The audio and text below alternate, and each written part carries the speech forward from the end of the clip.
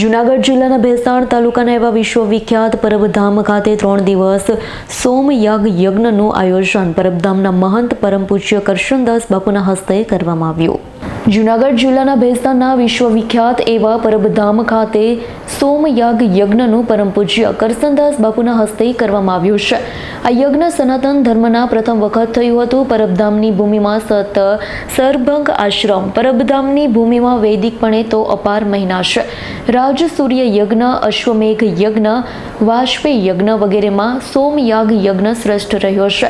સર્વ દેવી દેવતાઓને તૃપ્ત કરવામાં આવે છે। આ યજ્ઞ કુંડમાં લાખો આહુતિઓ આપવામાં આવે છે, જેનો આજે છેલ્લો દિવસ હતો। બીડું હોમવામાં આવ્યું। આ તકે ખાસ કરી એક કોમી એકતાનું ઉદાહરણ અપાયું હતું, જેમાં ભેસાણ વિસાવદરના મુસ્લિમ સમાજના આગેવાનોને સાથે રાખી મુસ્લિમ સમાજના લોકો દ્વારા સ્વયંસેવક બની ખડે પગે સેવાઓ આપી હતી।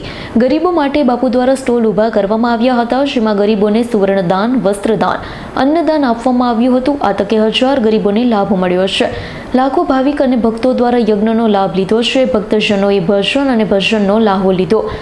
નામે સાધુ સંત હોય પણ ભાગ લીધો છે।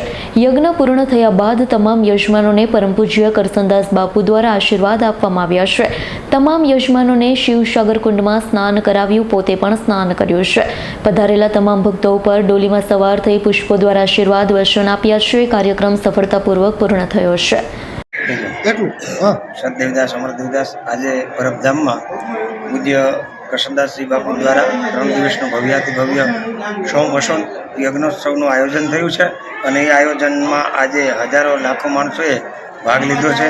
અને આ યજ્ઞ એટલો બધો મહાન યજ્ઞ છે કે વેદોમાં એનું ખૂબ જ વર્ણન છે અને કેટલા વર્ષો પછી અહીંયા સનાતન ધર્મમાં આ માત્ર પહેલો સોમયાગ યજ્ઞ થયો છે અને સોમયાગ યજ્ઞ પરબધામની અંદર આજે એની પૂર્ણાહુતિ છે અને તારીખ 1, 2 અને 3, 2025ની અંદર આ સોમયાગ યજ્ઞનો આજે કાર્યક્રમ સંપન્ન થયો છે।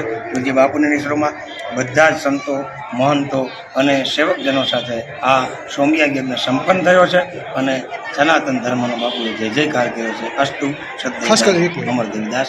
અને આ યજ્ઞની અંદર હજારો લાખો માણસોએ પ્રસાદ લીધો છે।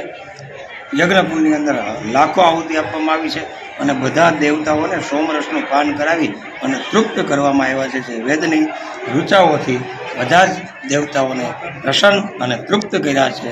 આવા સોમયાગ યજ્ઞની અંદર વારંવાર દેવતાઓ સોમનું પાન કરતા હોય છે અને એ દેવતાઓને યજ્ઞમુખ દ્વારા બાપુએ સ્વયં સોમની આહુતિ આપીને દેવતાઓને પ્રસન્ન કર્યા છે।